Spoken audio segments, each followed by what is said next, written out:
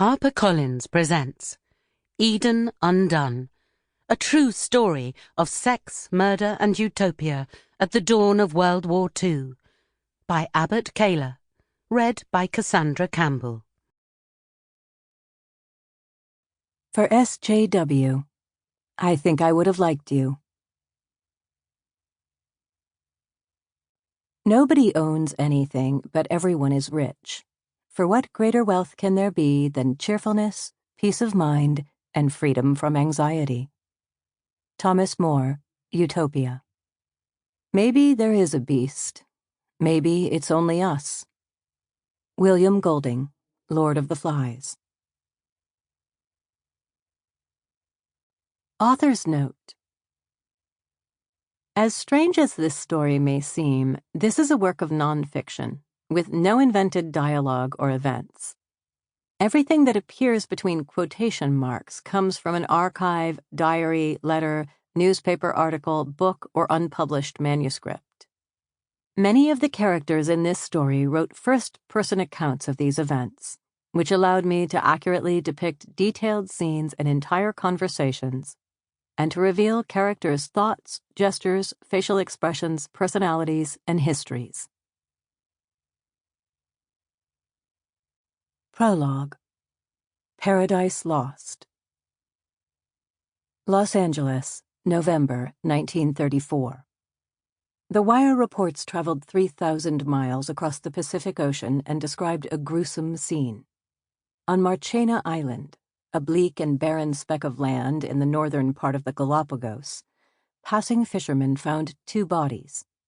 Over the course of several months, the tropical sun had mummified the corpses and eroded their features. Both lay on their backs. The larger one measured about 6 feet and had a tuft of brown hair sprouting from the skull. Parts of the body in touch with the ground were punctured with wormholes. The other, presumed to be a woman, was a foot shorter and dressed in torn scraps of clothing. The desiccated facial skin was affixed so tightly to the bones that the skull looked encased in parchment. Neither wore shoes.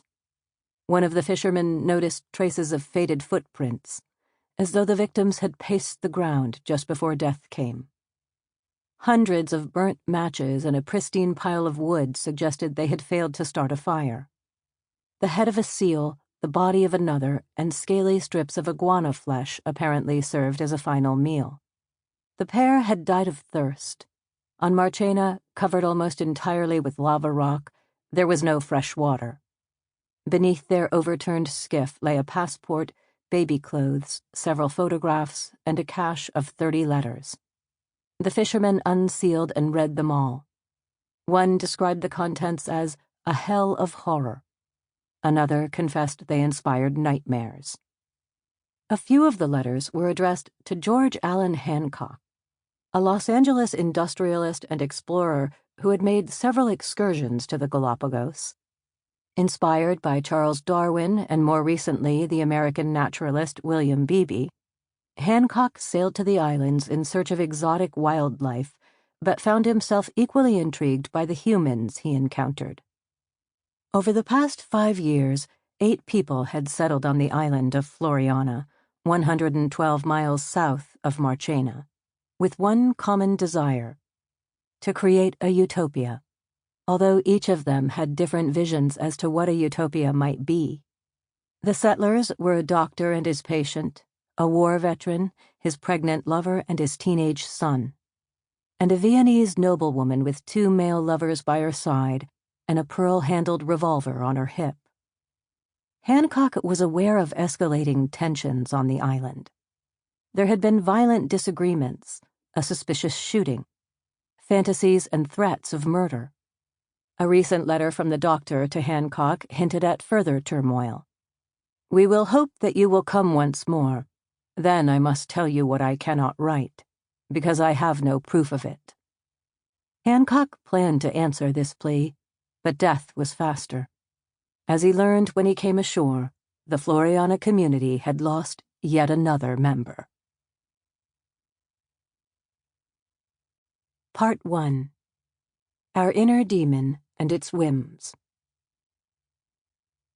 Chapter 1. Sample complete. Ready to continue?